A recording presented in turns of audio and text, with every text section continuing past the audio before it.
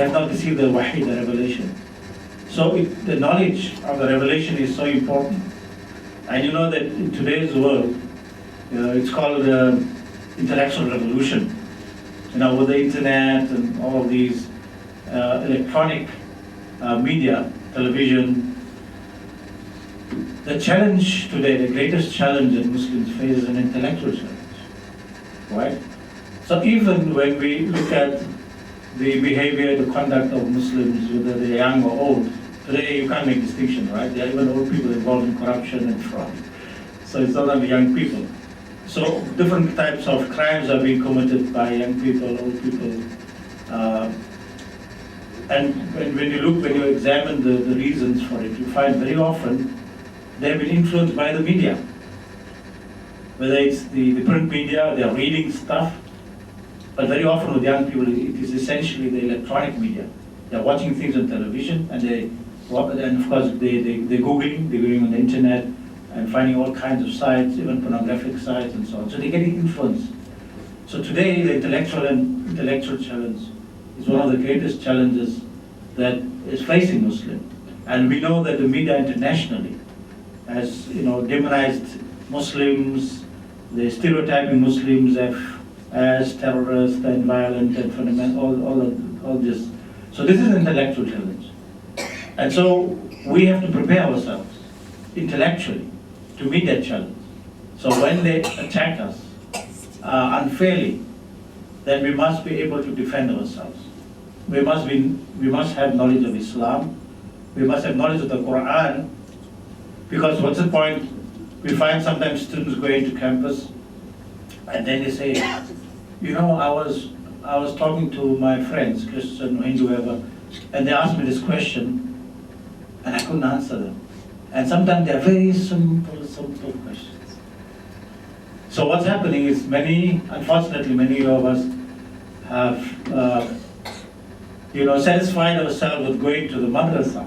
The madrasa is very important, of course. You have a fundamental, but the madrasa is not sufficient to equip you to deal with the challenges. You have to go beyond that. You must be prepared to read, and you must attend workshops like this where you will get knowledge. So you must have knowledge about the Quran, you must have knowledge about the Prophet ﷺ, because today, one of the greatest attacks today is on the Prophet. Wherever you go, you see one of the greatest attacks. You look at the Danish cartoons, you go to the United States, now there's a book out talking about, actually making a sort of pornographic novel out of the relationship between the Prophet and Bibi Aisha. So there's great attack because those people who are against Islam or Muslims know that Muslims love the Prophet. Even ignorant Muslims, no matter who they are, they have this strong love for the Prophet and they're prepared to defend. So if they can destroy the image of the Prophet in our minds, then they hope that they will weaken our iman. So we must have knowledge of the Prophet, we must have knowledge of the Quran, and of course you must have basic knowledge of the fundamentals of Islam. So when you are confronted by people on the street, wherever you are, in the office, in your workplace, in the university, in the school, wherever you are, you must be able to answer to at least the simple basic things about Islam. More complex things, you can refer them to somebody else. So it is very important. So it is, it's really a pleasure to see that you come here all the way. You spend this time, the money, the effort to learn about Islam. Inshallah, may Allah subhanahu wa ta'ala bless you. May Allah ta'ala increase your knowledge. May Allah ta'ala increase your iman, so that you will be, not only will this knowledge be of benefit to you and your immediate family, but inshallah to the ummah at large. Jazakumullah khairan. Shukran for that, Professor Sulaiman Dangor. And I think I can add to that. He says, do not hate what you do not know, for the greater things in life consist of things that you do not know. And that's a very apt saying of Hazrat Ali radiallahu anhu.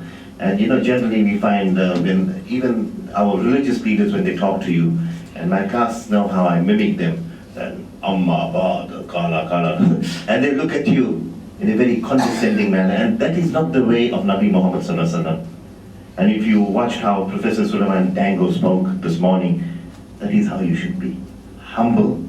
And knowledge comes from Allah subhanahu wa ta'ala. No one has custodianship over that.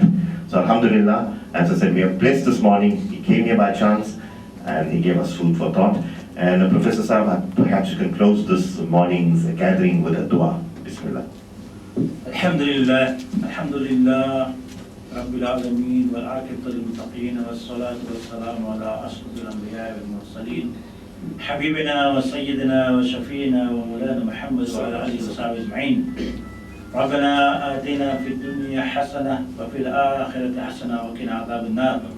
ربنا تقبل منا إنك أنت السميع العليم وتب علينا يا مولانا إنك أنت التواب الرحيم.